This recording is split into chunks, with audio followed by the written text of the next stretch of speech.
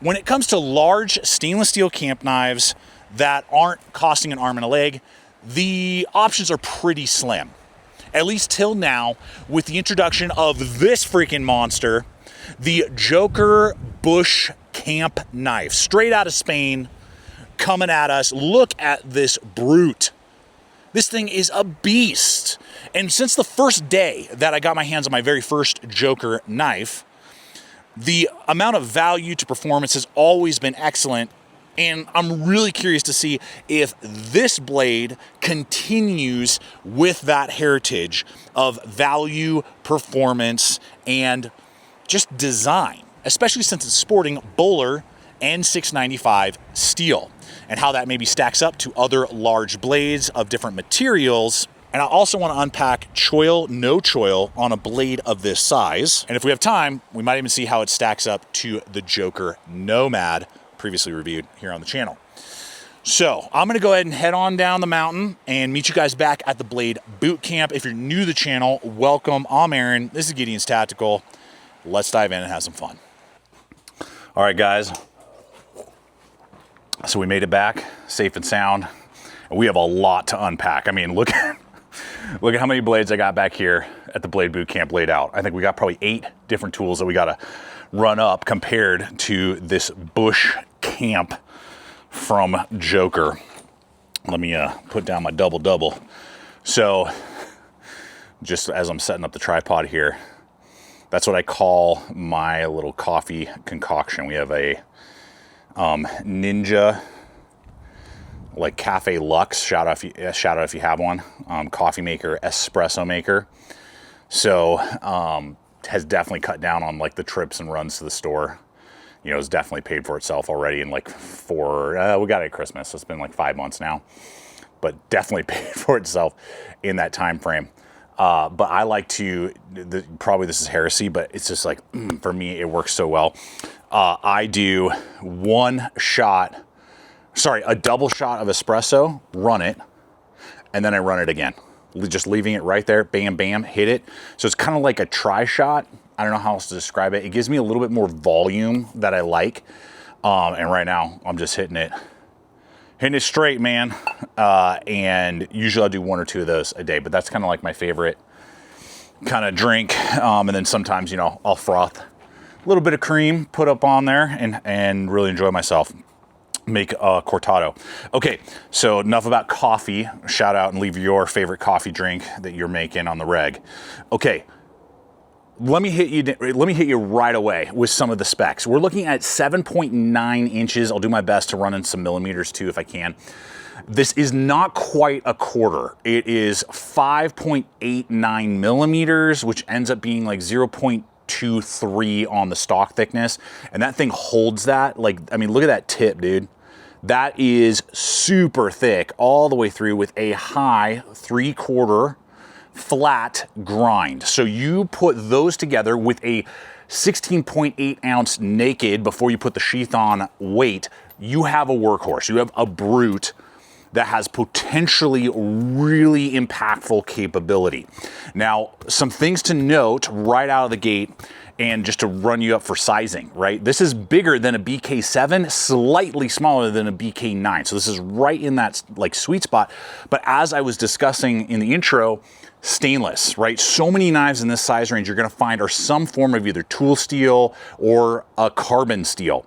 Stainless, this one being Bowler made, N695, a little bit different than N690.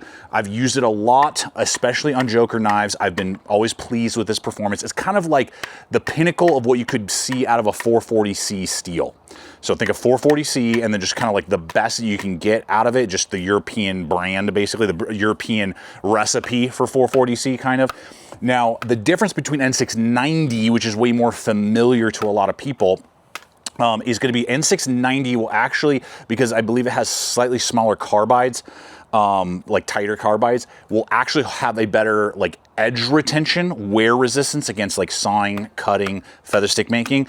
But stereotypically, N695 is a little bit better on the impact resistance. So it's going to actually handle splitting and chopping better, statistically, you know, mathematically, and then based off of my mileage, I would probably agree with that through using this on a couple different blades than the N690 steel. So there's a little kind of rundown for you. It's been holding up fantastic with that edge. Joker always does a great job with that relief edge right there, man. And what will be different compared to the original Nomad and the Nomad 6.5, previously reviewed, I'll try and link those if you're interested. Here is the original Nomad, just to show you, this thing dwarfs it. Dwarfs. I mean, this is borderline chopper, extra large survival knife in my mind, even though it's called a camp knife. I mean, sure, you know, all these terms are interchangeable and switch swappable and all that stuff. Here's the big difference for me with both of those models, the Nomad models.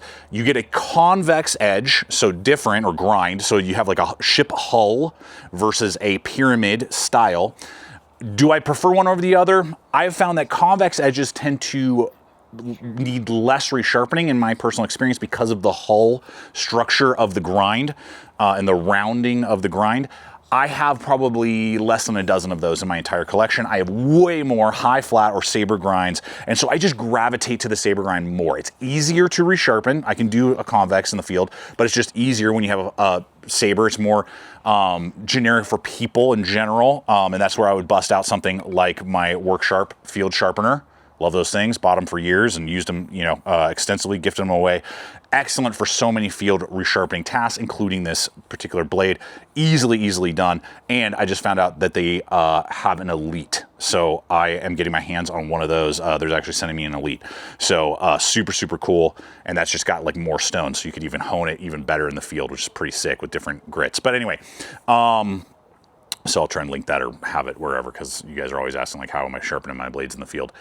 So that aspect, and then the other part is the tip. The tip geometry compared to the Nomad, I just like a little bit better. The Nomad is so blunt and kind of like 45 ACP, rounded, think of like a B17. This definitely has a flat, unswedged top, so easy to baton and split stuff, but it's just a little bit more aggressive, a little bit more piercing. The drop is better. It's not as, it's huge belly right there, but not as snub nose. So I like the geometry of this blade shape more. So personally, if you were to put down a Nomad 6.5 or the camp, I would probably gravitate to the camp because of the easier grind to just hone and maintain, and then the slightly different tip geometry. Now, along with that, let's look at really quick the sheath before I really want to know, for me and probably for a lot of you guys, balance point, and just like, should this have a choil with my experience, and like, how does that aspect, the balance point is right there in front of the handle scale. Good leather sheath, really nicely done. Slides in easily. You got your button snap. Now it's not ambidextrous, so righty only. You got a good dangler there, like no issues. But it does have the snaps, which I have had one of these, like the snap break off and like stick, and then you got to like glue it. They do that so you could remove the dangler and just have a high ride if you want. I would actually glue these buttons just to make absolutely sure. Do some super glue, Gorilla Glue, something like that. Then you don't have to worry about those possibly either disconnecting and losing the knife, or losing, you know, just a problem in some way. But overall, excellent leather sheath. So for those of you who love leather, really good. And then we got micarta. I'm sure they have a couple different handle colors. This is the only one I've currently seen that is massive. So even the bird beak is like fully encapsulated, but it keeps you in place. We have hidden jimping, so it doesn't create a hot spot, but gives you just a little bit to grab onto. Excellent, no lips, that little red liner in there. Actually, I do have just a hair of a gap right here. I could probably maybe run a very, like one strand of floss, or maybe very thin, like 4 to 2 pound fishing line. I might be able to get under here just a hair, maybe to like right there. I see a little tiny, oh, it's not even on this side, so there you go. So just be aware of that. Okay, so 90-degree spine. I mean, guys, there is so much right out of the gate to dig about this, and the chopping power and prowess is excellent. So this is an excellent, I would say, on the larger end of camp knife, definitely in the world of midweight survival knife, right around a pound or less is usually what I look for. So now what about all of the heavy duty work? It blows wood apart, but what about the finer stuff, the cutting performance when it comes to rope, cordage, zip ties? some sort of food prep maybe, and ultimately the balance for the smaller tasks. Because if you're going to maybe use this as a one tool option, what are you going to do? Like, are you able to get up and really work with the blade? Are you able to make feather sticks and it feels like it has a good balance point? Or is it just kind of weird, front heavy, and kind of awkward, and it's better to pair with a smaller blade, and therefore it's just basically a large chopper in the same realm as like a small hatchet? Manila rope, paracord, all of that. You know, when you're looking at a thick blade, it can sometimes not cut very well. Yes, it splits. Yes, it hacks, but it's like using an axe, and it's just not very enjoyable to go through man-made materials. This, because of the geometry, does very well. I'm very pleased with how that was also able to do the finer work. You could absolutely like skin a tomato with this thing if you had to, and do basic food prep, but do cordage, and you're not just sawing at the cordage and hoping to God it gets through eventually. So all of those side of things with the utility, excellent. Now, here's what I felt when I was starting to use the blade, like in pure feather sticking and like finer woodscraft. Blade is doing what it's supposed to be doing. It's just a matter of, do I get fatigued really quick? Because there's no choil. That was awesome, by the way. That was great right there. Belaying that, I mean, I'm resting my thumb right there. I'm up on it. Okay, I'm gonna try to hold off. I mean, yeah. Would it be better? Yeah. Is it doable back here? I mean, you tell me. Shake down a piece of wood real fast, real fast. Holy cow. So yes, it is absolutely doable to manipulate and use the tool in the finer task. Now it is, of course, a heavy, big blade, so, you know, consider that. But here's where it really comes down to preference. If you're the type of person who enjoys using your BK7s and BK9s and don't like choils on larger blades, you're gonna totally dig it if you're looking for stainless steel and you want something of this kind of caliber, style, uncoated, like all those things. A lot of people look for that versus the powder coated, you know, carbon steels like 1095 and 5160.